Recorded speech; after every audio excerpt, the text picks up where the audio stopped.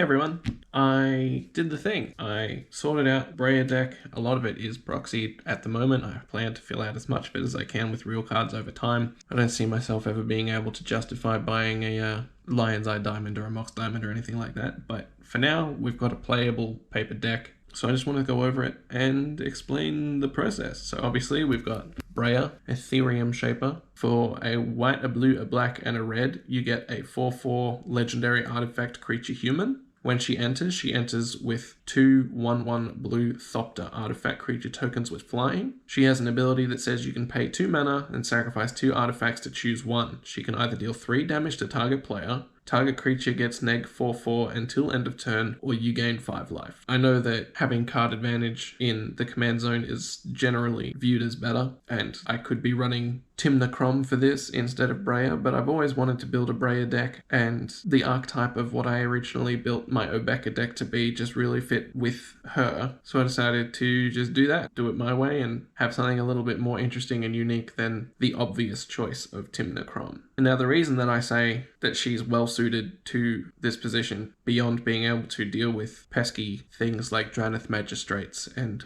whatnot, is that the line that I'm trying to use the most requires sacrificial artifacts. So the fact that she comes in as an artifact herself but with 2 additional artifact bodies really helps. So that line, and the whole point of this deck, is to get infinite turns with Time Sieve as quickly as possible, obviously by sacrificing artifacts and looping that over and over again until I hit my win condition, which is mechanized production, which I know isn't super efficient, but it's fun and I like it. And one of the ways that I've made it easier to do that is by playing Descent into Avernus. So if you don't know what these cards do, I'll read them. Time Sieve is an artifact where you pay a blue and a black to cast it, and then you can tap it and sacrifice 5 artifacts to take an extra turn after this one. Now you don't have to sacrifice the Time Sieve as part of that, but you can if you need to. Mechanized Production is an enchantment aura for 2 and 2 blue. It says enchant artifact you control. At the beginning of your upkeep, create a token that's a copy of enchanted artifact. Then, if you control 8 or more artifacts with the same name as one another, you win the game. Important thing to note, it doesn't care if the artifact you have 8 of is the artifact that is enchanted. It checks your whole board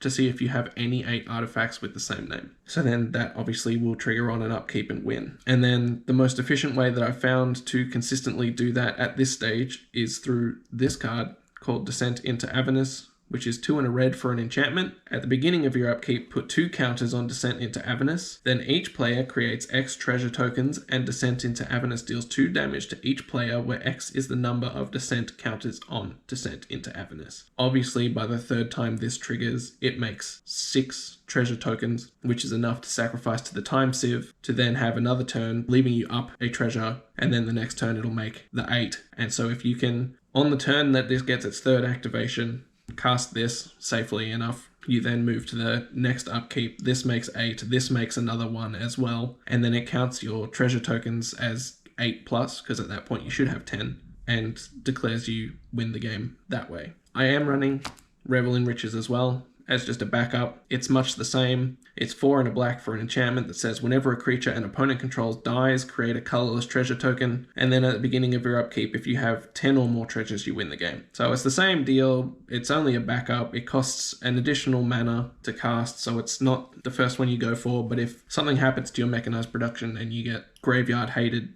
gets exiled or whatever, at least there's the backup here. Obviously, Breya helps with the initial artifact count to sacrifice to Time Sieve. So that's what she's for. That's why she's good. And then I'm running a whole bunch of mana rocks and artifact lands and stuff to also fill out that count, just to get Descent into Avernus going up to that 3rd activation. Now with a non-conventional, less efficient win condition like this, living in mid-range hell as cEDH currently is, you obviously need protection. So I've got access to white with Breya is another bonus, allowing me to have things like Grand Abolisher and Voice of Victory, as well as, if you see this poking out here, I've got Draneth Magistrate in here as well, and then, you know, all the white good stuff like Esper Sentinel and so on and so forth. And then, if things really go to poo, we've got Underworld Breach, Wheel of Fortune, and Lion's Eye Diamond, so we can go through a loop with that as well. And in theory, so long as the graveyard hasn't been exiled or anything, you can find the other pieces for that same win condition, or find a way to loop Breya over and over again to then sacrifice the artifacts to deal infinite damage to each player or whatever. I haven't put Brain Freeze in here. I've been thinking about it and I just haven't decided if I